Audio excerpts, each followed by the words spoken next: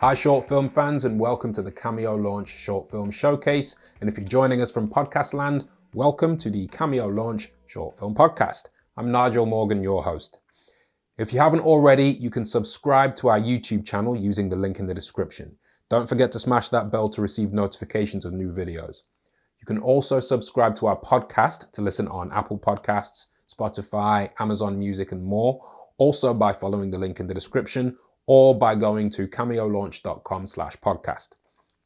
This is a bit of a delayed episode, but one we've been itching to share. A little while ago, I was able to sit down with Joe Hallett, producer of the indie horror film Paintball Massacre, starring an ensemble cast including Katie Brand and Lee Latchford Evans, aka Lee from Steps.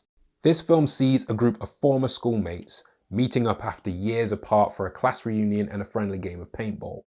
As the game progresses, however, it dawns on this feuding group that this game is no game at all, as they are picked off one by one.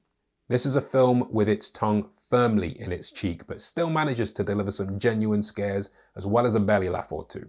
Now, before you say anything, yes, this is a departure from our usual focus, as this is a feature horror film. However, the conversation I was able to have with Joe provided some fascinating insights from someone who had never made a film in his life, embarking on a mission not just to make a feature film, but to get it sold to distributors and secure a return on the investment that paid for it. Joe, however, is no stranger to the short film world either. He worked with friends of the pod, Paul Holbrook and Sam Dorr, on a number of projects, including their martial arts comedy short Lie Hard, one of the first of the Shunk Films library that we reviewed. We've popped the link for the film and the review in the description in case you want to check that out. Joe's background is in martial arts, and he is the chief instructor and owner of the Infinity Martial Arts School in Yeovil.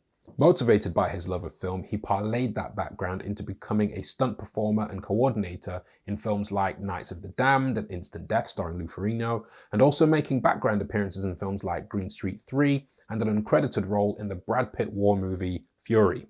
Joe's perspective of being around the film industry without being immersed in it makes his story all the more compelling, and a must-listen for filmmakers looking to get their own feature film projects off the ground. This story has insights that range from dealing with the difficulties of raising funding, to the obstacles of shooting an ambitious story on a shoestring budget, to building relationships with distributors and fighting for the release of the film on physical media in multiple countries. This tale of perseverance is the perfect filmmaker's journey to close out the year with, and we really hope you enjoy it. Why would anyone in their right mind attend a school reunion? Let the past be the past, I say. Yeah, it's a laugh, innit? But a message from Simon saying he can't make it. Well, Jess will do it. No, she will not. Jess, seriously, live it up a little, will ya? It's just a game of paintball. It'll be fun.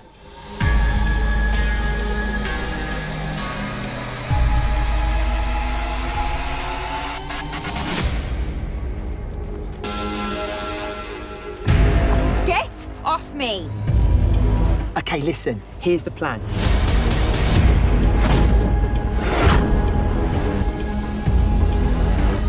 Rob, you push forward to that next set of blue barrels. What you doing? Get down! They're not firing back.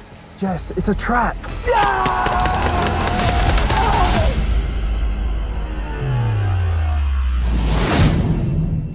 It's not safe here.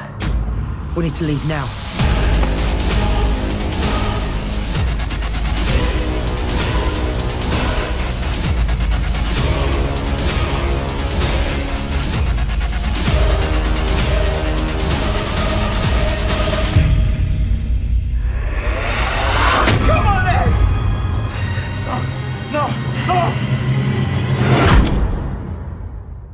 I'm incredibly happy to be joined today by feature filmmaker, producer, Joe Hallett. Joe, thank you so much for joining us today. How have you been? I'm good. Thanks for welcoming me onto the show, Nigel. It's a great pleasure. Yeah, no, it's a pleasure to have you.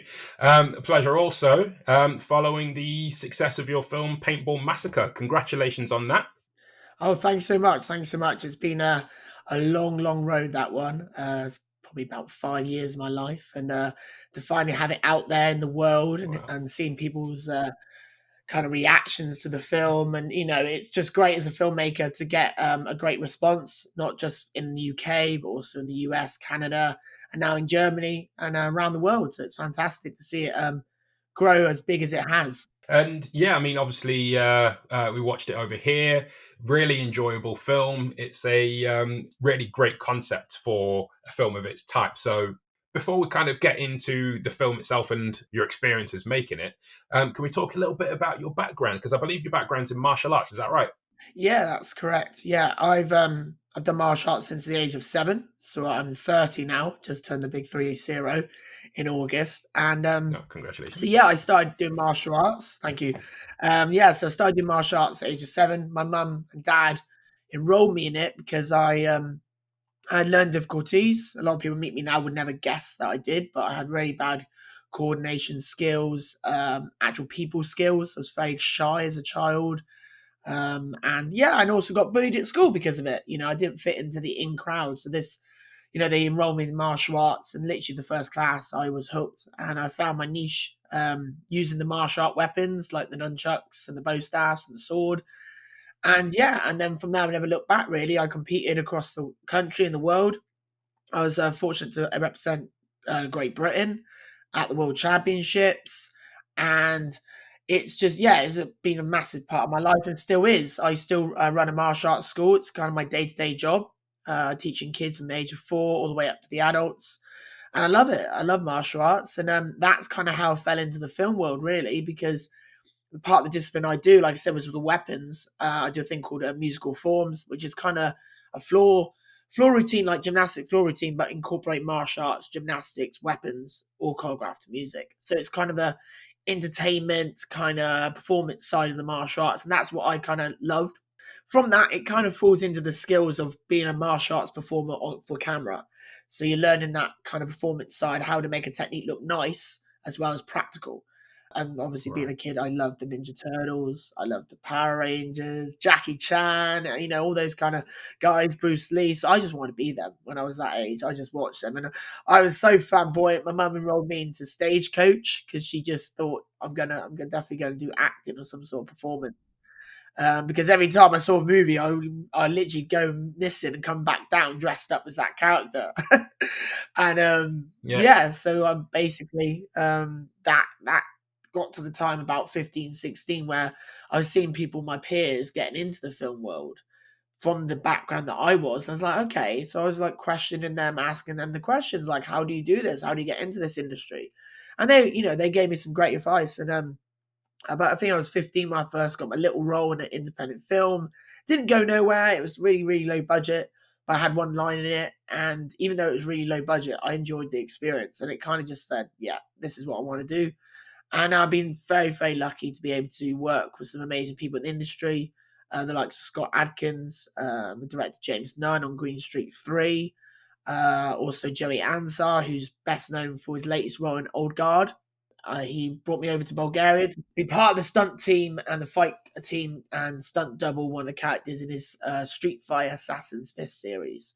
So some great experiences. And then I jumped on a big film called Fury, which I'm sure most people listening will probably have watched that, with Brad Pitt and Shia LaBeouf. Yes. Brad Pitt, yeah. It was just a fantasy really, that one, just jumping off tanks for 3 months. What can you not like about that? And it was a great experience. Doing all that, like jumping on the set and working on those big A-list stars, to then going back into the martial arts center and just teaching keeps you rounded as well.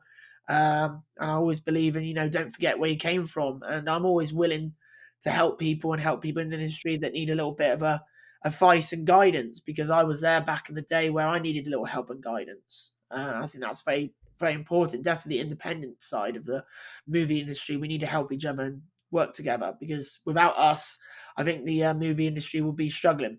Just the big studios will be throwing out the big budget films, but also there's a market definitely for us low budget films, and there's a massive cult following for us as well. So yeah. Absolutely. And you see that kind of manifest in the short film world, actually. The standard kind of progression, as we've been taught, is to, you do your short films, you graduate to features and so on and so forth. But we're actually seeing now our entire platform is based on the idea that short film is a not just a credible, but an incredible platform and format in and of itself.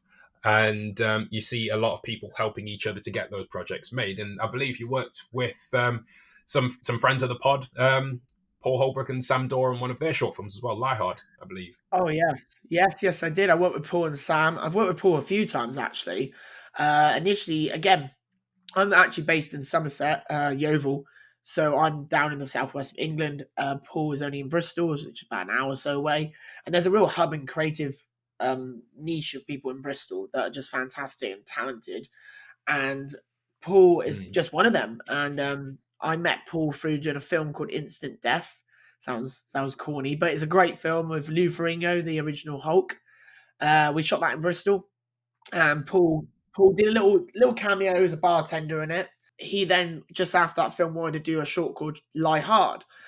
And he knew I did fight choreography, and he had somebody let him down. So he said, Joe, can you come on and do this fight? And I said, yeah, of course. And I actually stunt doubled Paul in it. And but Sam, we did have a stunt double for him, but unfortunately he let us down last minute. Typical. So I said to Sam on the day, mate, you've got to do all the fight. And he was like, okay, I'm game for that. And 100% he gave us it all, and he did everything himself. He was doing high kicks and everything. And even Paul did pretty much majority of all of it, except the spins and the twists in the air for safety. That was me. And it's a great short. It's so funny. If anyone watches it, if you haven't watched it, go and check it out. Lie Hard with Paul and Sam. Absolute phenomenal little short film. And what's great about it, it's true to life. I'm not going to ruin it for people. It's true to life. There's people out there that do talk like that and think they're hard and everything. And unfortunately, people watching UFC these days wearing tap out t-shirts think they're Conor McGregor. They're not. So yeah, it's a great little short. And it's just great to see Paul just doing really, really well and getting people to back him as well. And same as Sam. Sam is a really creative guy, and I know they're working on potentially a horror short, possibly. And I know they both have a massive future ahead of them, and hopefully it'll be features, because they do deserve to get a feature out there. No, they absolutely deserve to have the biggest platform possible. That's just one example of communities coming together to make great films possible. And I guess that leads quite well into your experiences making Paintball Massacre. Can you talk to us a little bit about how that project came about and how you became involved with it? Paintball Massacre actually came about from another project falling through. It was a project that myself, I know Paul was slightly involved, and other people around that Bristol area, and we worked about a year on it, and it kind of all fell through. Typical money wasn't there, so we were just kind of sat there, and I was really frustrated then, because I've just worked a long time on this, and I've got a lot of resources at my fingertips, and nothing to use them, nothing to create anything with. So this case, I was like, okay, I'm going to make something myself. Let's just do this. Even if it takes years and years and years to make, and we're just shooting at weekends, let's just make something, let's make something that we're proud of. And my producer partner at the time, he brought me an idea that he had initially, which was a paintball kind of concept, where a group of friends go paintballing and get killed off the way they work. And I was like, okay, that's a cool idea. I like that. We can work with that. And the idea, again, was it going to be quite a small project. It was going to be something where we would have a small cast and we would shoot at weekends. We would just, even if we didn't have any money, we would just put money in ourselves when we had it. And it just grew. It just grew to a lot bigger scale. So I took the idea over, of course, maybe 6 months. Me and this producer partner were just throwing back and forth ideas. I was like, okay, we need to get the glue that's like brings us all together. So I said, firstly, why are they all meeting up? I mean, we've got a mixed gender cast. We've got male and female. So it couldn't be a hen do. It couldn't be a stag do. Birthday's a bit naive, really. So we went reunion, because then you're going to bring in the characters, like you said earlier, how they're different. They've grown up, but they're not. And you're going to bring out different characters. And we wanted to be an ensemble cast where, the whole film is ensemble. You're not just got one lead. Everyone's got their moment in the film. And then we reached out to our writer, Chris Regan. Chris is amazing. He's an amazing writer. We gave him this idea. We did a little breakdown of characters and how they're going to kill and what we want from them. And we got the concept and the basic outline. And then he just rolled with the idea, and he just brought the whole concept to life in that script. And most films go through hundreds of drafts, and we ended up finishing on 6th. So we had a script. And I was like, okay. So we then started thinking about budget and thinking how we're going to get this off the ground and who can we bring involved that we might know as well, like you said, community. And I actually secured funding through family members. At the time, we're looking possibly 50K to 75,000. That was very optimistic, to be honest. With that being the case, it being a family member, there's a lot more stress on my shoulders. You know, the fact that you got to get that investment back and hopefully make profit for them. And, you know, Christmas dinners and family occasions could be a bit more, a little bit more Bit awkward. interesting. Yeah, a bit awkward so if where's my it doesn't 75 come grand? through. Yeah, exactly. So, it I was appreciate a the big risk sweater, for but where's my money? Exactly. You know, but the thing was they didn't. Even if I brought any project to them, whether it was paintball, whether it was something else, they would have funded it because they believed in me and what I could do. So they were kind of investing in myself more than the project. And so then we rolled with getting these casts, and it was an enjoyable experience casting, and it was quite easy, to be honest, because what we did, we went out and picked people that we've worked with in the industry, people that maybe we would call friends, but we knew they could do the role. We weren't people just picking up our friends because they knew they'd do a favor for us. It wasn't like that. It was a case of, okay, I know that person. He will do that role really good. He's going to bring it to life. Let's talk to him. And again, luckily we had a connection with Lee from Steps. He worked on a previous film with the director and the producer, a film called 10 Dead Men. And we just spoke to Lee and gave him an option of 2 roles, and he picked Nathan Brown, the fireman.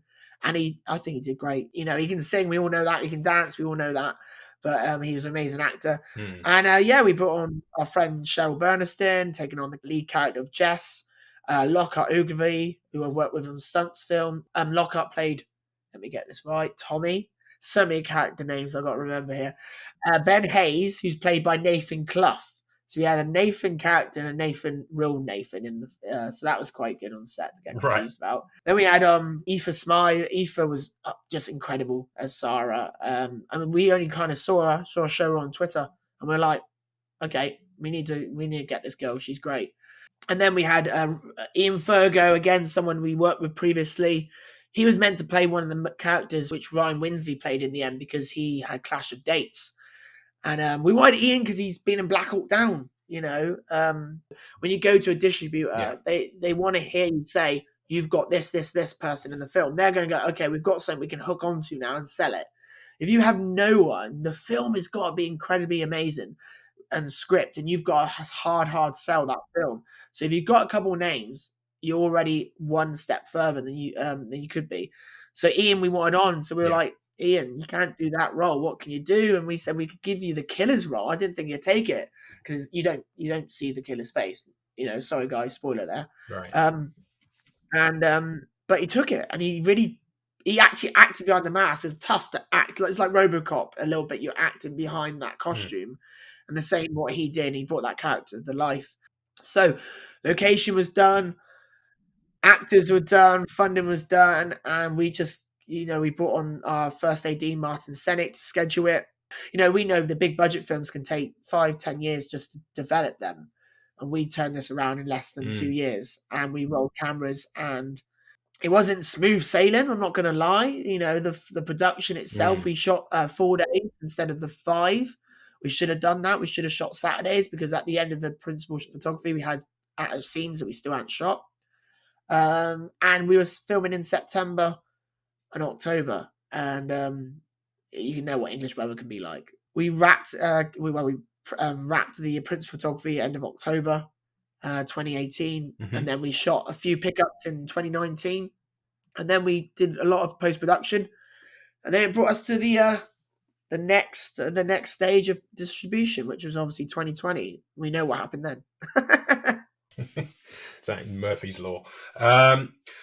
So there's quite a lot going on there because you've got examples of the filmmaking community, as you mentioned before. You've got people investing in you. You've got family getting involved, and of course, no film production goes from beginning to end without hurdles and setbacks and things falling through. What were some of the biggest things that happened? The physical challenges were the fact that we were filming an external film probably about 90% of the film was external. In an open quarry, basically, with nothing. So we're bringing in jennies and all that. So physically, that, and then again, the weather, because it was cold. We're getting, and because of the time of year, we didn't have as many hours of sunlight. So we're getting there when it's pitch black at say 6:30, 7 o'clock in the morning, and literally when the sun was up, we're trying to get the cameras and shooting, and then we would be potentially, we're lucky, we'd be filming till 6 if we were lucky. Some nights it was less than that. So yeah, that was the physical challenges, to be honest. The actual director and my other producer left the production in quite early on in post-production. They decided to step away from the project. They had their reasons. So that then, from a project we started where there was 3 parties involved, became pretty much a project solely on my shoulders. And so yeah, it was literally every decision in the film was made by me. And yeah, so a lot more stress. So yeah, that was the other obstacle, was a case of starting a film with possibly a team that you're going to work together with, to then end up having it solely yourself, and you have to rebuild the team. You have to find the editors and find the people aboard. So yeah, a lot more on my shoulders, plus the thought of there's funding from my family.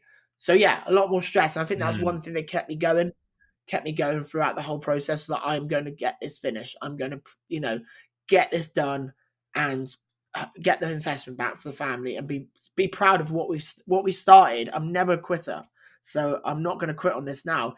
Whether it took me longer years, I will get this film done, and it's going to be out there. So that was another challenge. But yeah, behind the scenes as a producer, there was just so much more that I ever anticipated I had to do. I had obviously a role in it, which I was going to play the estate agent, Ben Hayes. And then last minute, we decided to switch my role with Nathan Clough's role. So I became Aidan and Nathan became Ben. And it was the best decision ever, because it meant from doing 12 days of acting, I ended up doing 6. And because we were low budget, we didn't have the luxury of delegating these roles to loads of crew members. So we didn't have a set dresser, so I did that with my mum. We didn't have costume. Again, something we thought we could do and handle, which we did in the end, but we really should have had a costume department, because you thought, they're just all wearing overalls with a bit of blood on. How hard's that going to be? Oh yes, it's hard because of the continuity. Because throughout the film, they're wearing different. They're going to have different overalls on. They're going to have clean ones. They're going to have painted ones. They're going to have some with more blood on, some less blood on. So yeah, there's a lot of continuity involved. About midway through the shoot, we just were like, okay, we're running out of money very drastically. We need some more money. So I went out and spoke to obviously my family, my mum and dad, my uncle, and kind of said, listen, we need a bit more. And they were like, okay. It wasn't a hard sell, but it was a case of I need to tell them exactly why we need the money, and they could see how hard we were working. The initial idea was the fact that we had a load of cast, and by halfway through the film, we killed off most of the cast, and we have less actors. Unfortunately, schedules just change all the time. So by the end of the shoot, we had nearly all the actors still. So that meant hotel bills just went woo. Yeah, hotel bills were the big problem, because that cost a lot. And we're now September, October, so we're getting that time where we're just coming out of wedding seasons, and hotel prices are more. So that was a big hit for us. And yeah, there were just things that came out the woodwork that we needed to get, and it was a case of we're in that far in. Why we just can't argue now. Let's just go finish it. It is interesting in that way that there's so much hidden in the way the proverbial sausage is made, because you've got, as you say, funding that you had to find. You had to work around schedules, which again added to funding needs, and all those little hiccups that you kind of have to figure out a way to navigate around. But ultimately, when you talk about the total budget, when you look at that in comparison to a lot of the budgets you hear about, it's not that much money, £100,000. But at the same time, you have to consider how that money is going to be recouped. And as a British film, you need to know exactly who you're going to. So can you talk to us a little bit about that part of the process, knowing what kind of film you needed to make, the tone you needed to strike, who your audience was, which types of distributors were available to you, and how you knew you'd be able to sell this as an investment rather than it being a case of, can you give me some money that you're probably never going to see again? Yeah, of course. So going into the distribution side, which is again a norm, not the normal thing. Most filmmakers make the film and then have a producer who has had experience in the distribution side. I've very little distribution or sales knowledge. I went to the AFM, which is the American Film Market, back in 2016, and I sat down with a number of executive sales teams and distributors, and just got an idea of what the industry wants, what they like, how it works. Because I was just a newbie. I didn't know what it worked. Like the idea a lot of people think is when you've sold a film, they think someone's just giving you millions and millions of pounds, and you're reaping the benefits from that. You're not. You definitely don't see that in an independent world. Obviously the studio films is different. Their budgets are so big, you get your money from your wage and the budget, and then you get back end deals, and often the studio will put up the budget and also pay a ridiculous amount of money for the exclusive rights to it. So yeah, that is a studio setup, but independently you don't get that. So again, we knew straight off we cannot make this film for any more than a certain figure, because we knew this film would not make any more money from that.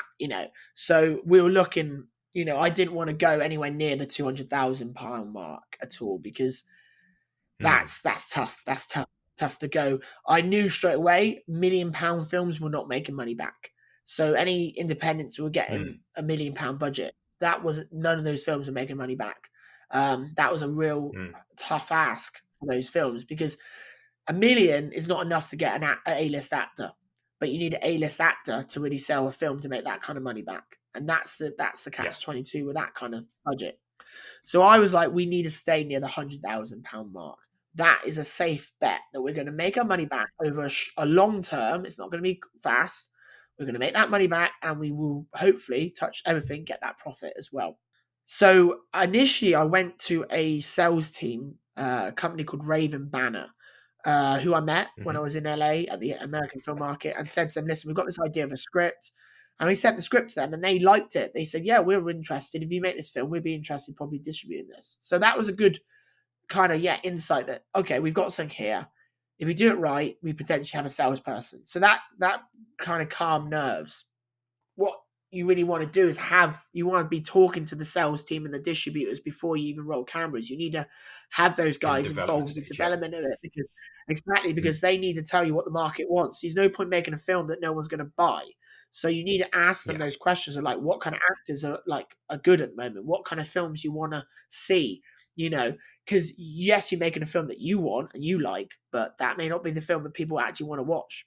And that's another issue a lot of people do. They make a film for themselves.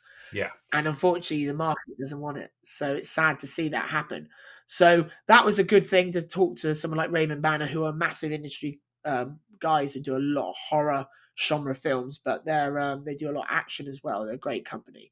Went to obviously into post-production, got the film ready, kind of everything was done. So we sent it over to them to have a watch. They wanted to be the first to see it. So we showed it to them, and because of the comedy aspect, it wasn't exactly how they anticipated the film to turn out. So that was when they were like, okay, we like the film, but it's not for us at the moment. That's not the kind of film we want. So I was like, okay, that's no problem. They liked it. It was good, but it isn't for them. So I was back to square one with no distributors, no sales teams. So my heart was going then, because I was like, we need the film to be sold. And I worked tirelessly on the phone, on the emails, talking to people, trying to get this film, getting the distributor who wants to sell the film as well, not just to take the film and think, oh, we'll just put it on the shelf and see what happens. No, we want someone who's going to back this film.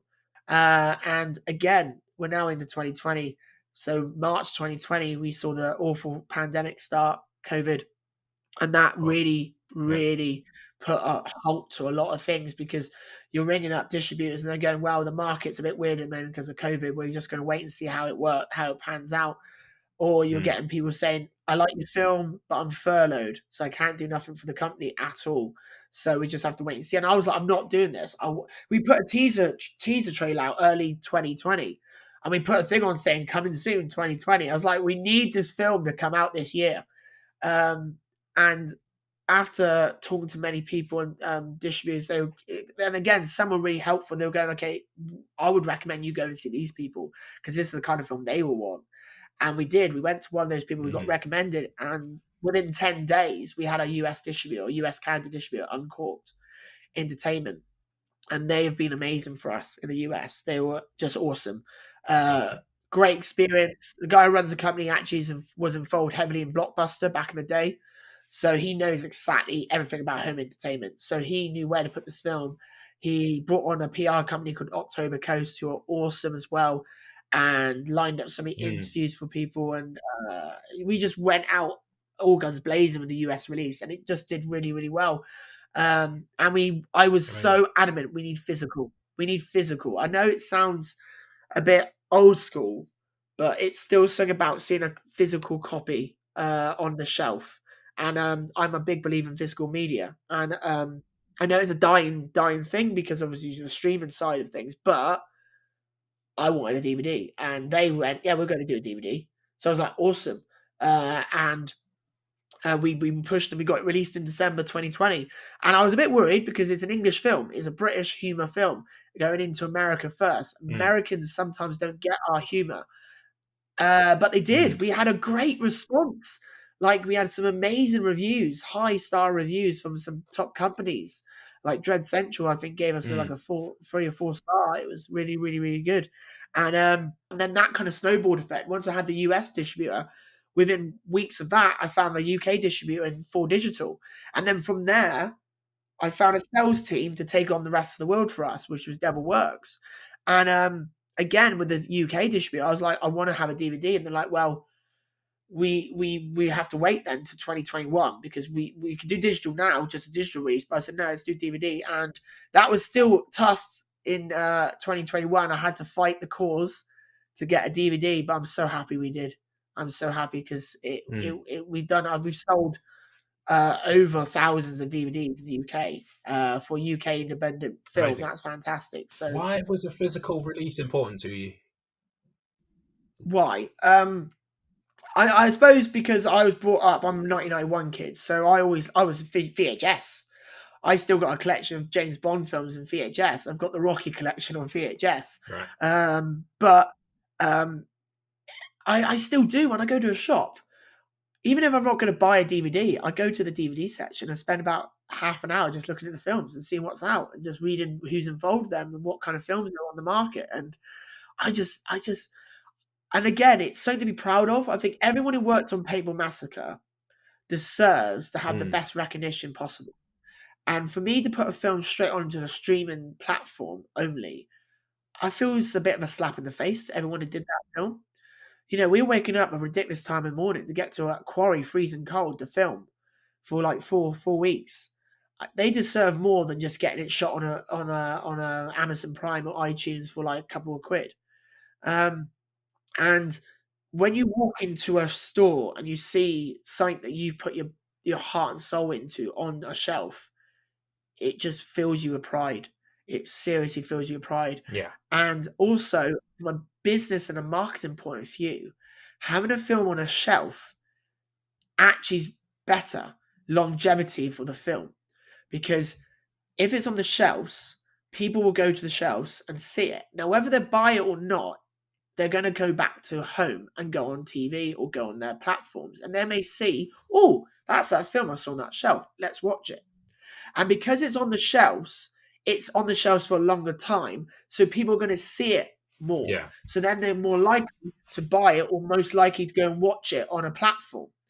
If it's just on a platform, you then have to market the film so heavily for people to go and find it on the platforms. You see? So it's a bit of a marketing tool. Exactly. So having it on the shelves, it just gets people opening their eyes a little bit to it. And also, it shows the production company as well as the distributor and the sales team have faith in your project. I suppose a bit of an ego as well. it's see a film on a shelf. It's something to be proud of, and I think I think our film deserved that, and I'm glad we got there in the end. No, absolutely. And tonally as well, the comedy works, I think, because it's layered into the conflict. And the conflict is universal just in terms of storytelling anyway. I totally get what the distributors were saying about comedy not always being universal. And, action makes sense because, a punch is a punch in any language. Horror makes sense. A slasher is a slasher in any language. Comedy doesn't always translate quite so well.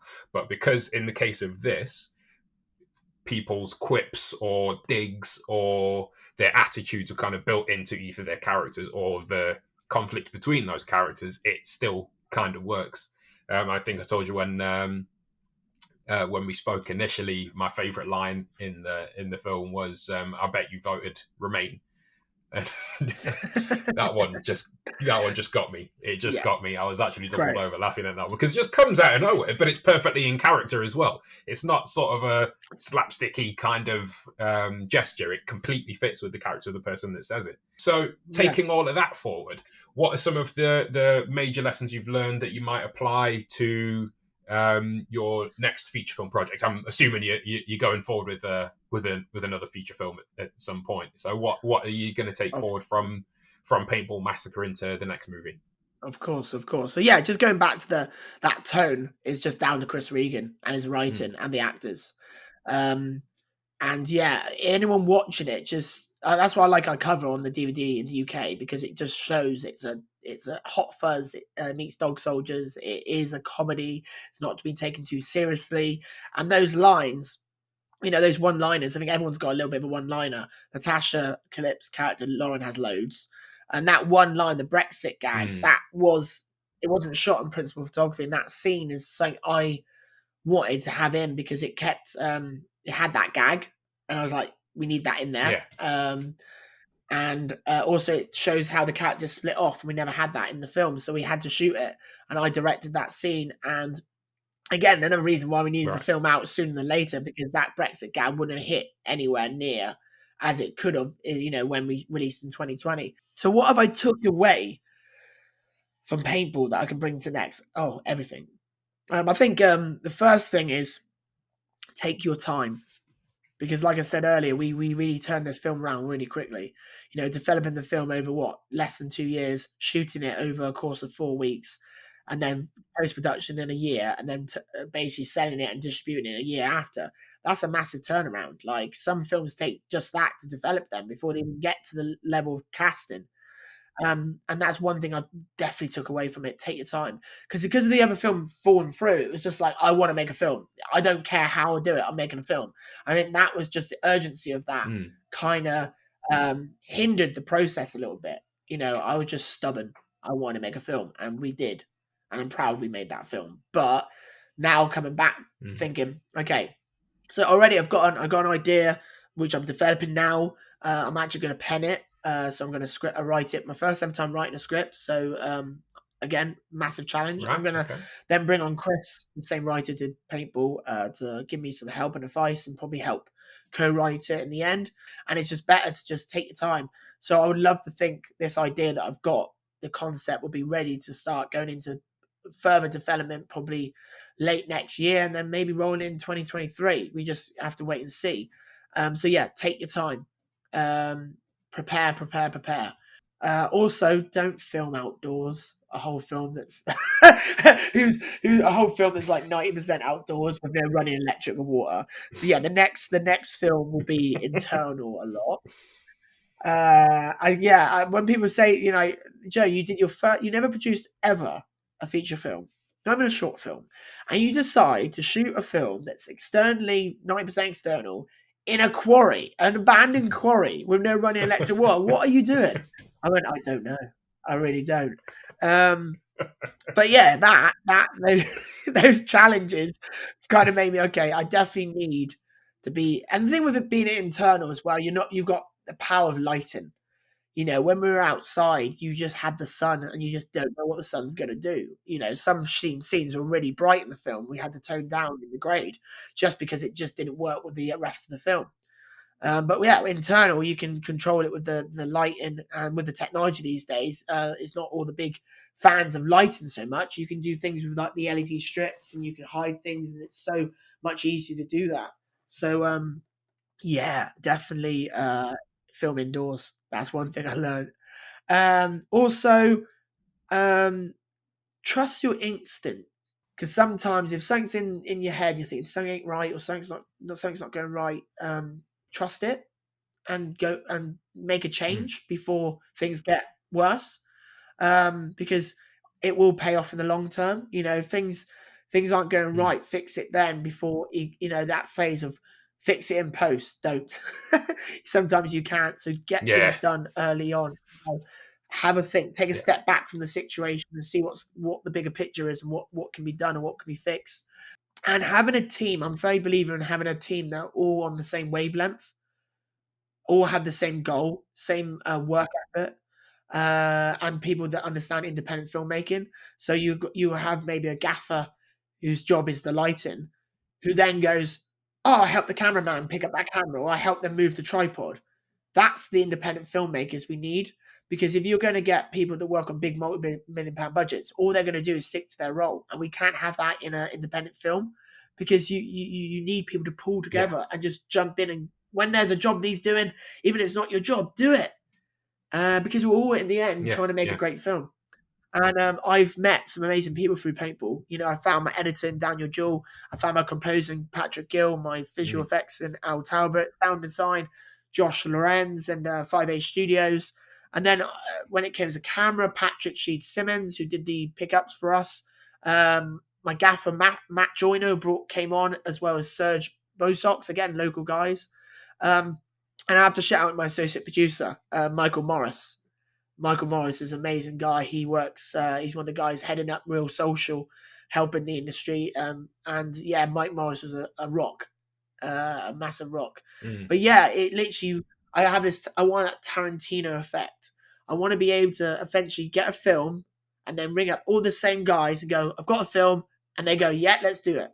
That's the kind of team you want to build. So you have those guys already ready to go, and they trust what you're going to do. So yeah, having a team with positive, same outlook is a key. Yeah, no, I completely agree with you. That kind of brings me into one of my final questions, actually.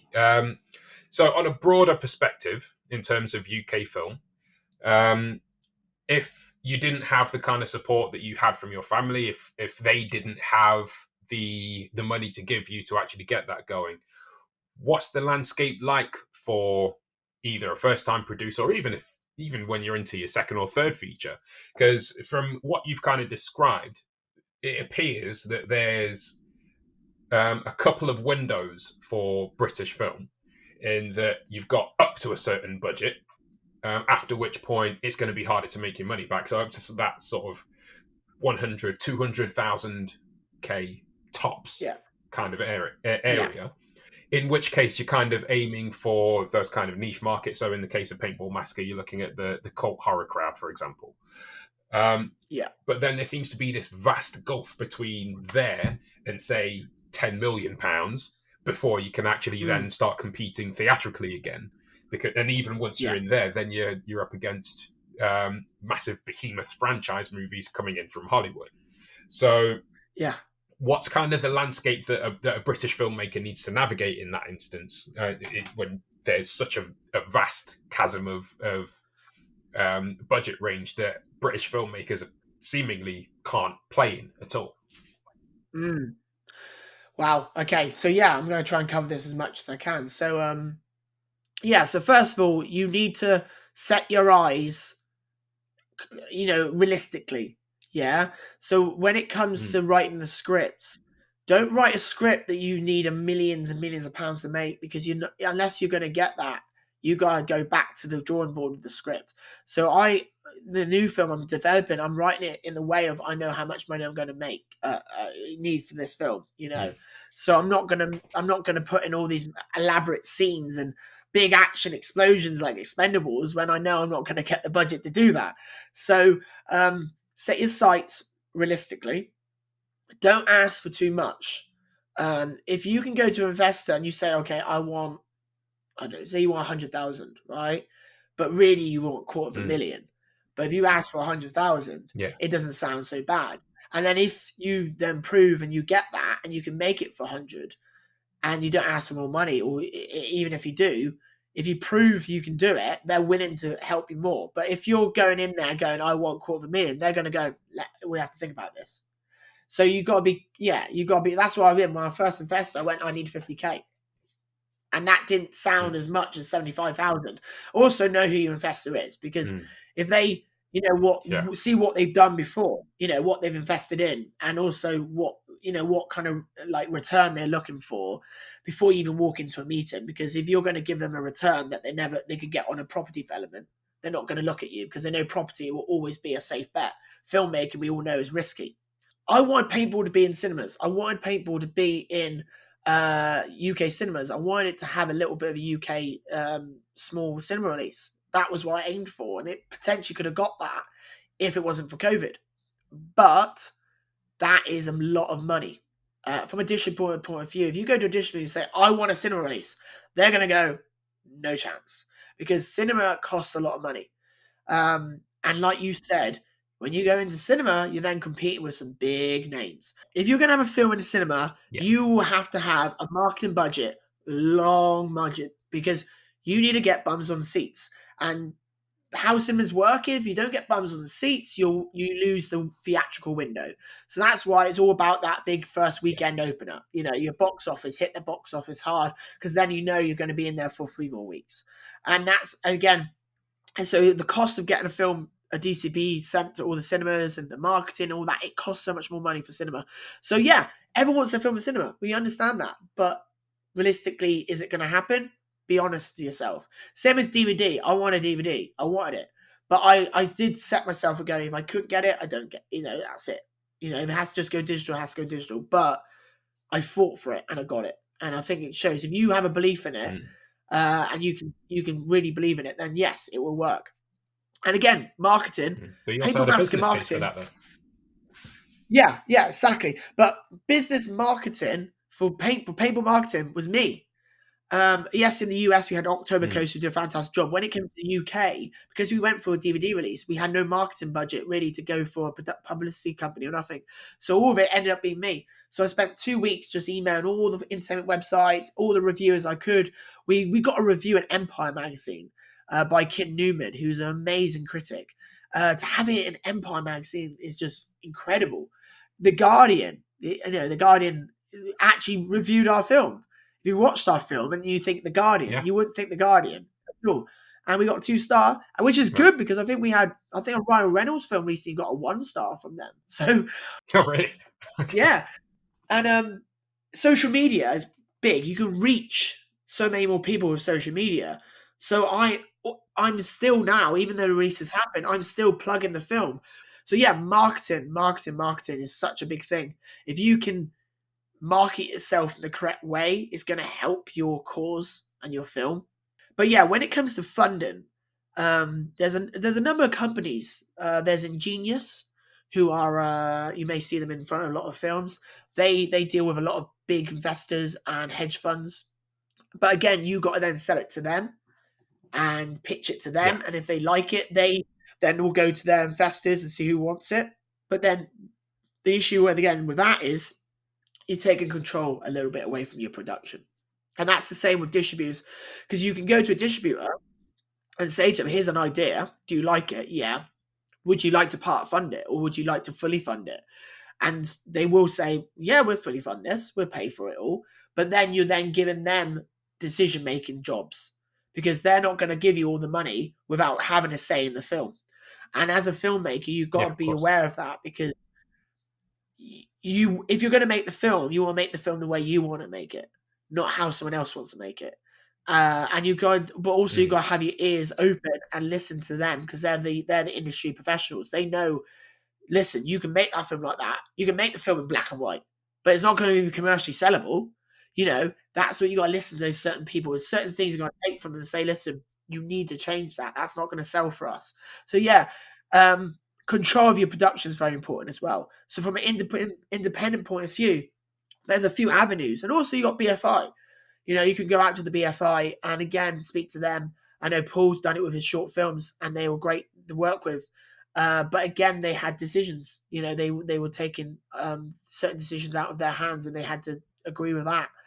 But yeah, as an independent, you got to also you got to look at that script and look at your story and go, and look who actors you got on board and go, we can probably make this much back. You got to understand that's when you need to go and have those sales teams and the distributors involved with the development of the film, because you want to go to them and say, listen, if we get Joe Bloggs to play this role, how much money do you think that film can make? And if they go and say, oh, if you have that guy, you're going to make this much. But if you have this other actor, you're going to double that money. So then they're going to give you some advice. And they're very open to that. Certain distributors, like, you know, you can actually talk to them like that, because in the end thing, they want to make money out your film as much as you do. So they don't want you to make a film that they can't sell. They are your friends. You just got to be sensible and clever with it. And don't be scared. I was ringing up big distributors. These guys are putting out huge films, and I was just ringing them up and speaking to them on the phone. And don't be nervous, because they're not gonna go, I ain't got time for you, because they want to sit. You could be the next Spielberg.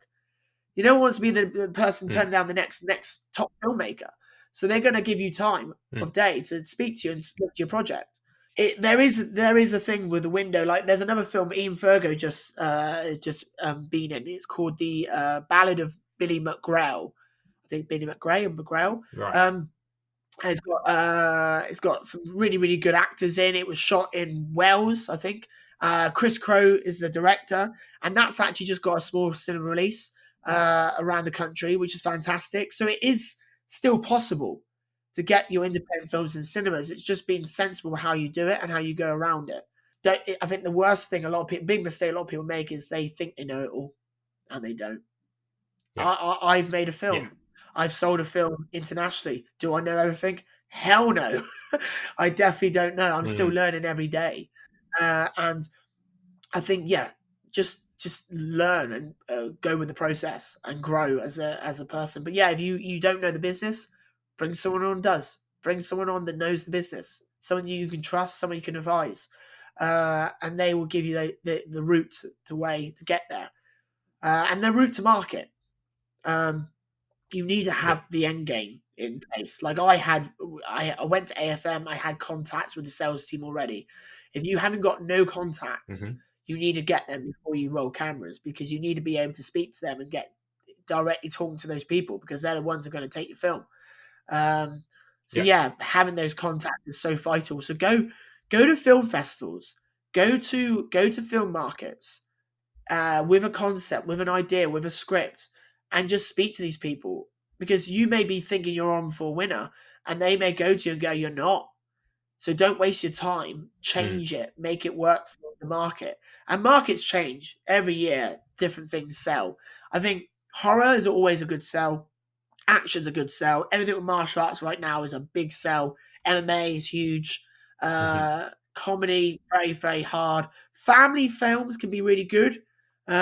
Christmas films, always quite a cool thing. I would love to film a Christmas film. I don't know about you. I just think Christmas films are quite fun. And I hope that covers your questions. Absolutely.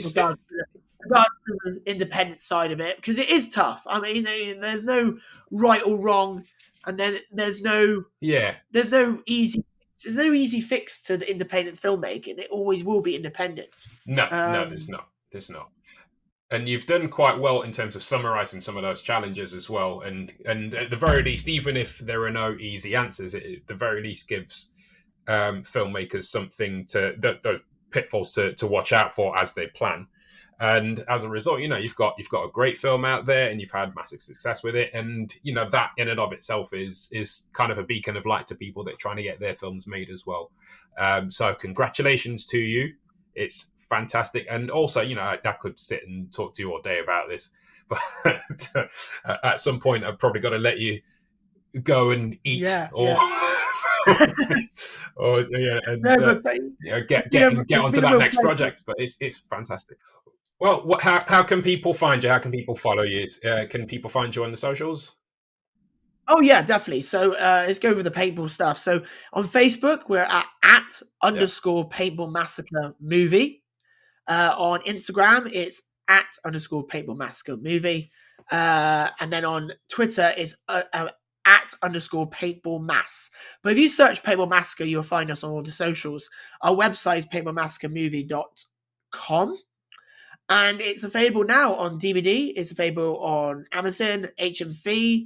It's also in Asda. I don't know if any Asdas have got any more because we were sold out quite quickly in Asda's, which is great. Thank you so much. You bought a DVD. Oh, good stuff. It's on the it's on the platforms: iTunes, Amazon, and Sky Store. And then also any listen from the US and Canada, it's also on DVD on Amazon out there, and on a lot of the sites: iTunes, Amazon, Vudu, Fandango, Go. It's also on Tubi now, so if you're a Tubi subscriber, you can watch it on there for free in your subscription. And also, like I said, it's out on Blu-ray in Germany. So any of the German followers, listeners, check it out. It's on Amazon in Germany. And if you're in the UK or in the US and you want to watch a high-quality film, Paintball Massacre, then you just buy the Blu-ray because the whole film is in English on that DVD as well. So, yeah, it's out there. And if you want to follow me, just search at the Joe Hallett. That's HALLETT. You'll find me on Twitter, Instagram, and you'll find me on Facebook. And if you want to look about my martial arts background, check out Infinity Martial Arts, which is my local club that I teach at. But yeah. Thank you for coming on. It's been great. We're going to keep our eyes and ears open for your next project. And thanks so much for coming on. It's been an absolute pleasure talking to you. Real pleasure. Pleasure's all mine, Nigel. Thanks so much. Take care. Cheers. That was Joe Hallett, actor and producer of Paintball Massacre. If you're looking for a gift for the cult film lover in your life, you can grab a copy from your nearest HMV or order it from hmv.com. It's also available to buy on Apple, or you can stream it on Amazon Prime Video, as well as many other platforms. Our congratulations to the entire cast and crew of Paintball Massacre, and we look forward to seeing their next project. We're super happy to have been able to end the year with such a great underdog story, and hope that at least some of you will be able to apply Joe's experiences to your own struggles to get your films made. We've included links to some of the places you can see Paintball Massacre in the description, and as always, you can keep up to date with all our goings on by following us on the socials at Cameo Launch on Facebook, Instagram, and Twitter.